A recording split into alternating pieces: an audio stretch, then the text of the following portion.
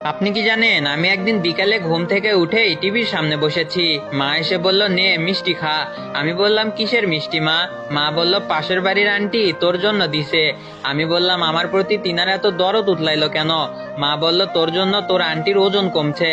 আমি বললাম, কেমন করে কমলো? মা বলল, তুই প্রতিদিন বিকালে টিভির সাউন্ড বাড়ায় গান শুনিস আর নিজেও গান গাইস। তখন আমি বললাম, গান শুনে ওজন কেমন করে কমে? সে কি গান শুনে ডান্স করতেন নাকি?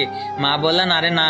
আমি বললাম, মা, নাটকের সিরিয়ালের মতো সময় নষ্ট করো না, আসল কারণটা কি সেইটা বলো।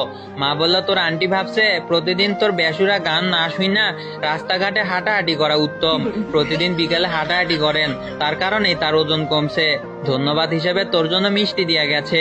আমি বললাম, দেও মা, মিষ্টি দাও, গায়ক হিসেবে আমার প্রথম কামাই। মা বলল, তোর কি একটুও লজ্জা নাই? তখন আমি বললাম, নেও, তুমিও একটা খাও, তোমার ছেলের প্রথম কামাই।